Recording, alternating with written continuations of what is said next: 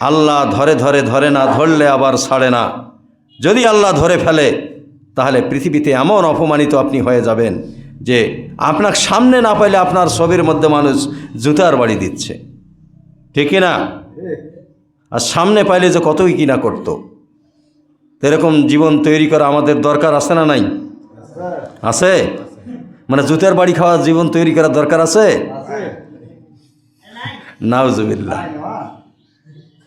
সম্মানিত উপস্থিতি, এমনই জীবন কররে গঠন, কবি বলছে এমনই জীবন কররে গঠন, মরণে হাসিবে তুমি কাঁদিবে ভুবন।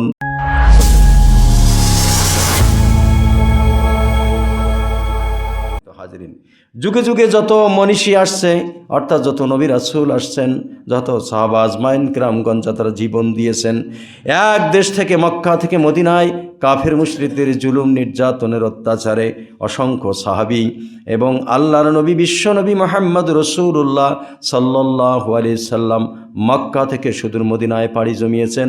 স্ত্রী পুত্র সহায় সম্পদ সব কিছু পরিত্যাগ করে প্রিয় জন্মভূমি মক্কার সমস্ত মায়া মহব্বতকে পরিত্যাগ করে বিশ্বনবী মুহাম্মদ রাসূলুল্লাহ মক্কা থেকে মদিনায় যখন হিজরত করেছেন, জন্মভূমির মায়া ভুলতে পারে না, দূর প্রান্তরে যায়, বারবার মক্কার দিকে ফিরে তাকায়, বারবার মক্কার কাবার দিকে ফিরে তাকায় আর বলে, প্রাণের কাবারে আমি কি তোরে ছেড়ে যেতাম? মক্কার কাফির মুশরিকরা যদি আমার উপর জুলুম নির্যাতন না করত, আমাকে নিয়ে যদি ষড়যন্ত্র না করত, আমি কখনোই কাবারে তোরে ছেড়ে যেতাম না। মন চেয়েছিল প্রাণ ভরে তোর খেদমত করব, তোর খাদেমগিরি করব।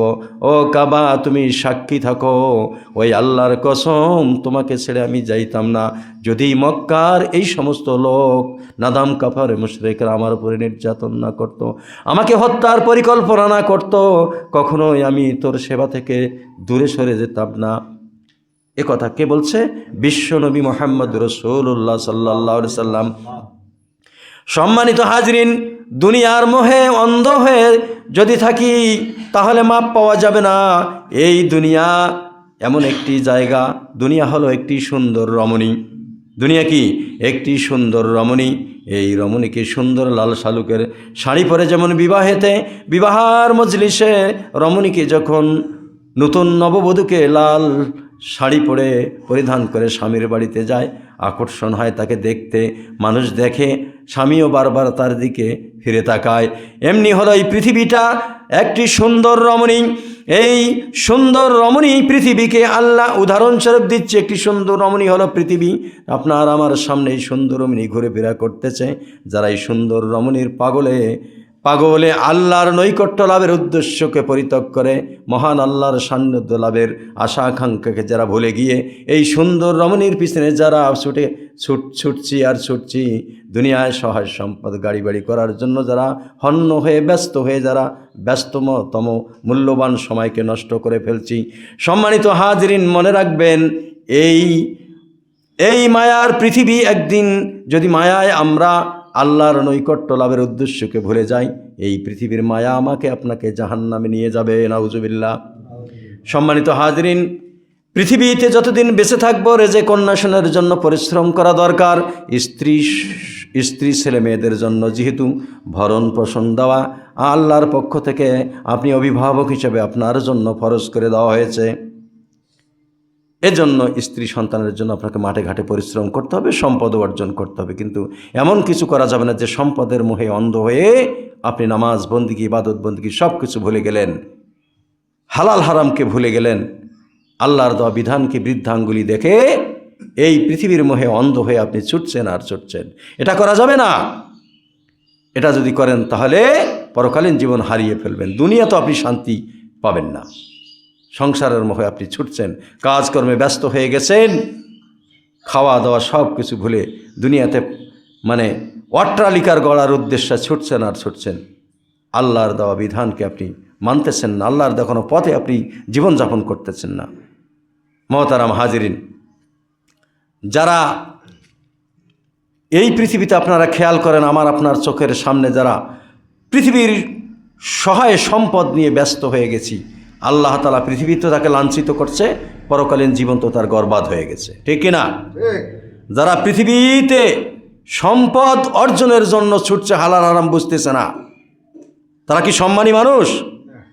সম্মান যদি পেয়ে থাকে ক্ষণিকের জন্য, আর আল্লাহ যখন ধরে, আল্লাহ ধরে ধরে ধরে না, ধরলে আবার ছাড়ে না। যদি আল্লাহ ধরে ফেলে তাহলে পৃথিবীতে এমন অপমানিত আপনি হয়ে যাবেন যে আপনার সামনে না পাইলে আপনার ছবির মধ্যে মানুষ জুতার বাড়ি দিচ্ছে, ঠিক না? আর সামনে পাইলে যে কতই কিনা করতো। এরকম জীবন তৈরি করা আমাদের দরকার আছে না নাই? আছে। মানে জুতার বাড়ি খাওয়া জীবন তৈরি করার দরকার আছে? নাউজুবিল্লাহ। সম্মানিত উপস্থিতি, এমনই জীবন কররে গঠন, কবি বলছে এমনই জীবন কররে গঠন, মরণে হাসিবে তুমি, কাঁদিবে ভুবন।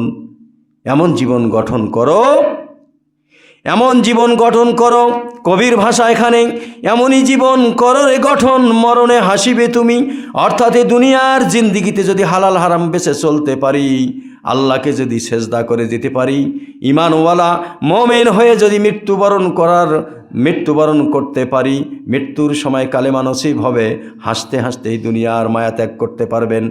আর যদি আল্লাহর দেওয়া বিধান ছেড়ে মানুষের তৈরি করা মতার পথের আদর্শ অনুসরণ করেন, মরার সময় বেঈমান হয়ে মরে যাবেন।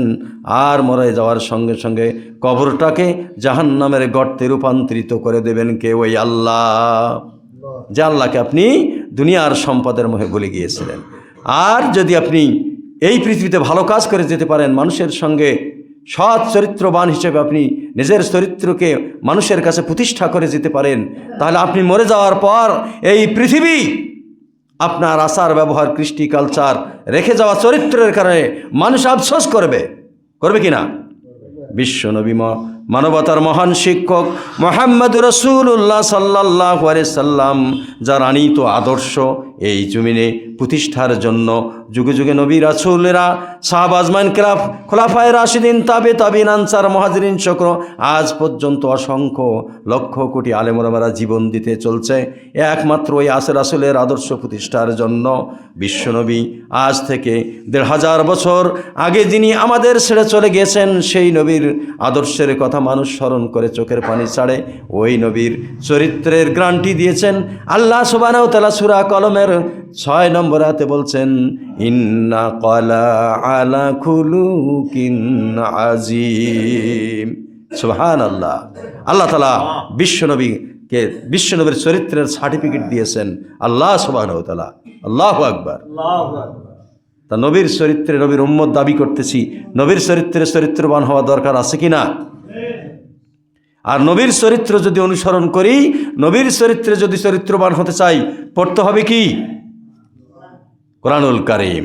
কোরআনুল কারীম যে ব্যক্তি এটাকে ধরেছে তার জীবন ধন্য হয়ে গেছে। এটাকে যে সিনায় ধারণ করেছে, এটার আমল যারা করেছে, দুনিয়ায় শান্তি, আখেরাতে মুক্তি দেবেন কে? ওই আল্লাহ সুবহানাহু ওয়া তাআলা। তাহলে কোরআন তেলাওয়াত করার দরকার আছে না নাই? ফজরের নামাজ পড়ে আজকে কয়জন কোরআন তেলাওয়াত করছেন? হাত ওঠান।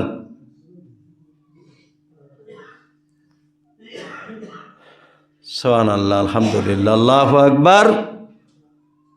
যাই হোক, 2 জন বান্দা আমি পাইছি আমার জামাতে যে কোরআন তেলাওয়াত করছে। আমি হাত উঠাইতে বলি, আপনারা মন খারাপ করেন, কষ্ট পান, কষ্ট নেবেন না, আপনাদের কল্যাণের জন্য বলি।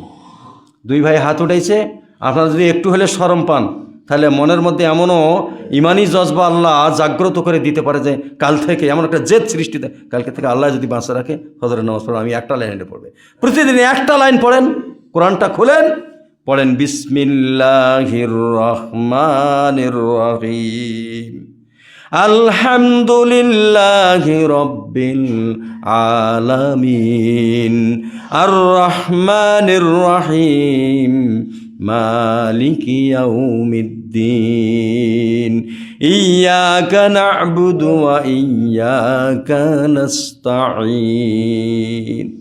কত সুন্দর কথা, কত সুন্দর কথা কোরআনুল কারীমের মধ্যে আল্লাহ তাআলা বলছেন। সূরা ফাতিহা যদি আপনি প্রতিদিন দেখে কোরআন যদি 30 পারা পড়তে নাও পারেন, সূরা ফাতিহাটা যদি তেলাওয়াত করেন, তাও কত না সব, যতগুলা অক্ষর আছে একটা করে অক্ষর দেখে তেলাওয়াত করলে, একটা করে অক্ষর যদি আপনি মুখস্থ পড়েন 10 নেকি পাবেন, দেখে পড়লে 20 নেকি পাবেন, অর্থ সহে বুঝি পড়লে 30 নেকি পাবেন। সুবহানাল্লাহ। তাহলে কোরআন পড়লে লাভ না লস?